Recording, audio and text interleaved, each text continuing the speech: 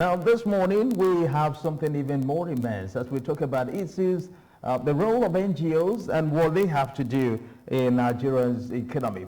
Now, today we'll be coining our discussion today on the role of NGOs in nation building, a case study of national security.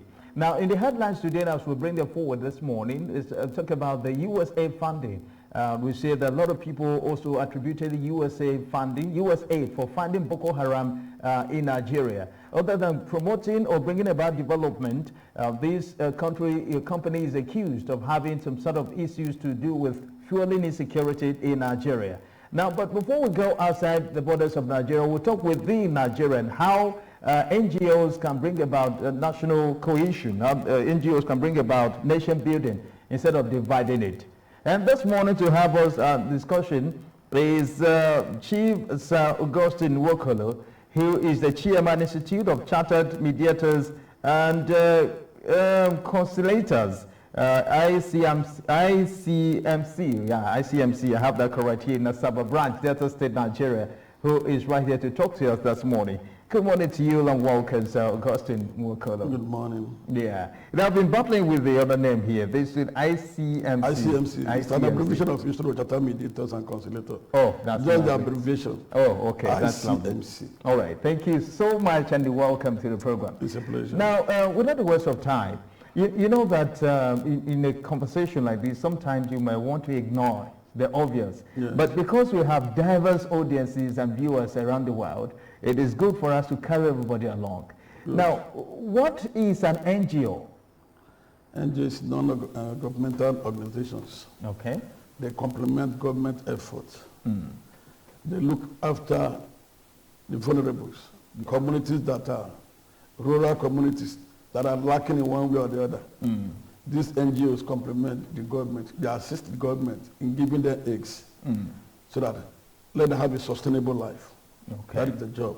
All right. Provision. And they equally query government when they go wrong. Because individuals, human beings, will have rights. Rights to live, rights to enjoy one facility or the other. If these things are not forthcoming, the NGOs prevail on the government to say, why is this not happening? Why is the people suffering? That is the duties of the NGOs. Okay. They have so many things they do. Okay.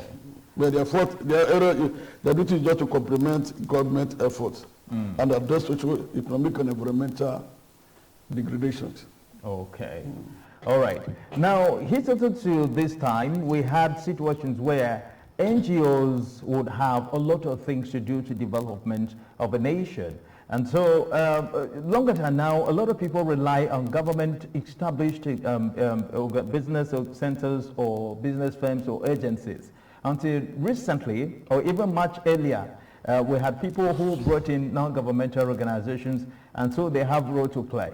Now, do you think the role of NGOs is felt in Nigeria? Maybe with some particular examples so that we can start a starting point from there. Yes, it does. For instance, let me use the Red Cross. Okay. They are NGOs. Their duties is more or less like an intervention during security issues. Yeah. When there are crises, the Red Cross go there to save life. It's a major thing. I know it has been happening in this country. Even when there's war, civil war, the Red Cross will still be there, even in that field of war, to make sure that people, that the casualties, have been taken care of. They will treat those that have injuries. The one that I did, they will evacuate them, they will administer drugs and all of them. So this is one of the NGOs that have been in existence in Nigeria for a very long time, and they have been effective. The Red Cross? The Red Cross. Okay. So apart from the Red Cross, do you have some certain reflections, maybe some few NGOs? There are so many. Some are registered, some are not registered. Yeah. Because most of these NGOs, the duty is some are for service delivery. Some are humanitarians. I have some in Asaba here. I know of a lady very close to my house. She runs an NGO. What does it do? She go to the less privileged. He give them food. He makes sure he pays their children's school fees.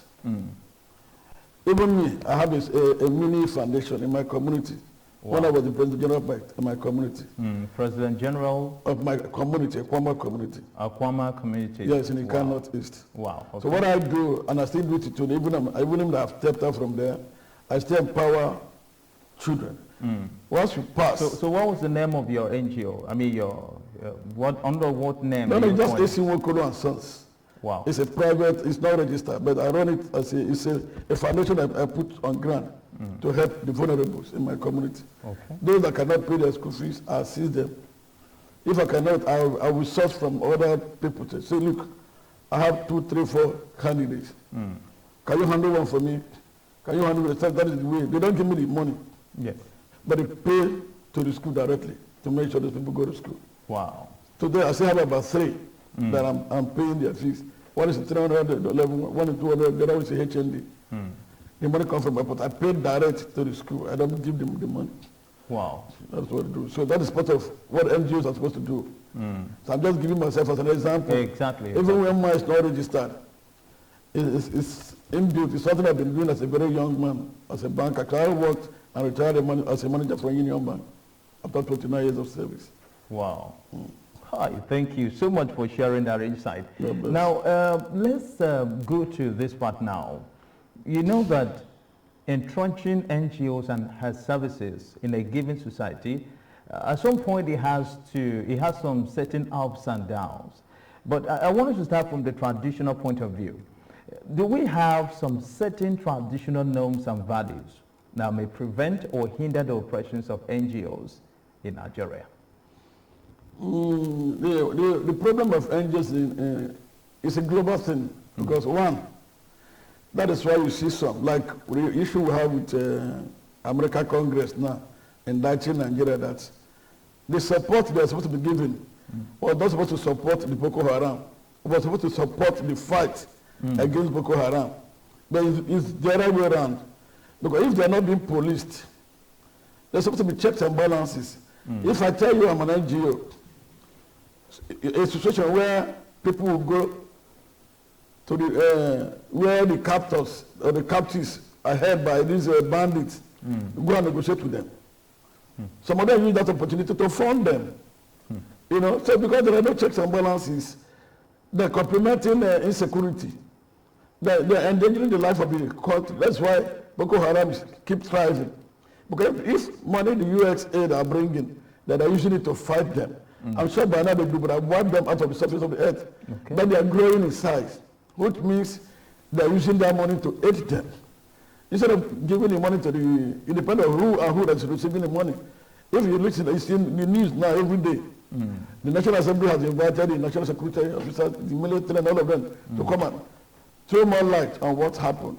Now they're hearing this thing for the first time. You understand? But because they allow them to do things in their own way. If government says, okay, if you're an NGO, what do you do? They follow you from the beginning to the end. They will know where you are derailing.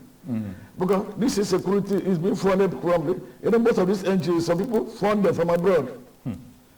They get money from different sources. And when you have more than enough, and you're not being checkmate, and you have evil intention, you can support bandits and terrorism. So that is where the government has erred. That is where things are not being worked well. Because if there are checks and balances, it's supposed to be the other way around. Take this money. If you go to the north, now you see so many children, they're not going to school. That's why they recruit them. But it's the duty of the NGOs to make sure these people go to school. Create aids for them. Some are homeless, give them homes through foreign aids. You know, but what they do, they recruit them either into the bandits, into Boko Haram, into all of them. So that is what's happening now. And it's an eye-opener for everybody in the whole world now. Because if this one is not exposed, they won't. Even before now, 2014, I don't want to call him, but it's a public enemy. So somebody's name was mentioned by one of the military generals then, that this man is funding Boko Haram. Yeah. 2014, if I'm not mistaken, nothing happened. And this is 2025. And this is started a very long time when Obama was even there as the president of the United States of America. So that is the issue. There must be checks and balances. They should be able to, one, know what they are doing. What is the source of fund? Where did this fund go? Because if you are getting fund that is not being utilized for meaningful development of the nation or that community, they should be paying tax. So they should be auditing them and know what they are doing, where these things are not happening. Okay. So that is why we're having what we're seeing today, both in Nigeria and other countries. Yes, sir. Okay. Now, that being said, actually, you know, I am going to go deeper when we have to talk about this invitation of the Department of State Services, National Intelligence Agency, and of course the National Security Advisor's Office, Nuhu Ribado, and a whole lot of others. Actually, we'll go deep into that now. But I want us to start from the scratch, from the very beginning. You know that the African communication systems, or means to which Africans understand, differ, depending on the location and villages and what they hold very dear to them. Now, if you want to propagate any message by an NGO, what can you recommend as being the best strategy to handling, ranging from communication? What are the people to meet first before you can propagate these messages? Because if we're bringing people to account, remember that the National Security Advisor is there, and maybe he's trying to mobilize the military, mobilize the Navy, the Air Force, and all that. So they are not basically trained in handling communication as a civilian would. Now, if that didn't happen, maybe there should be a way that we said, okay, let's, because we talked about check and balances. Now, let's start from the traditional level. We have traditional chiefs. We have youth presidents or youth leaders within these local communities. What can they do at the minute level of government first before we come down to the federal government? Okay, good. As an NGO, if you have anything to do with a local community, first and foremost, you must meet with the traditional ruler of that community. Okay. You must meet with all of them will be there. It's not, you don't meet them in isolation. The traditional ruler must be there, the president general of that community must be there, the youth leader must be there. Then they have other chiefs. You know, they have, every quarter has its own chief, aside the main traditional figure. Like in my town, Ekwama, my father is the chief that governs our own quarter. He's the eldest man in our quarter. So I will have 4 quarters. We have 4 outstanding chiefs aside the traditional ruler. So these people must be involved because they know themselves. So that if you want to do anything, they will know where to go. They will know who to call. They will know how to get the data of every locality. If you tell me, if you want to, if I want to tell you about my quarter now, I know who to call. Okay. Because they have registered, they know people that are there. You understand me? National level know what to do, the president general know what to do. Because the youth leaders know what to do. You can't come to town now to my community to do anything without passing through the president general or the highness. They will embarrass you. You can be, hoodlums can hijack you, but if the president generals are aware, the youth leaders are aware of them, they are aware, they're going to come normal, the local way of, it's a gong. They will ring it overnight, say, look, so thing is going to happen in this community. From so date, from so date. So NGOs are coming. It could be for medical treatment. It could be for food and aids. So that get your list as you're coming to avoid duplication. So when these are done, that is the other way of doing community policing. You know? But if you don't pass through it, you pass through a fake person. You could pick a political figure. And once it enters a politician's hand, they will politicize everything. I am a politician. But I with a difference anyway, because I was formerly SSA to the Governor of Political Matters. Wow. That ended May 2023. I was away for almost 4 years. Oh, okay.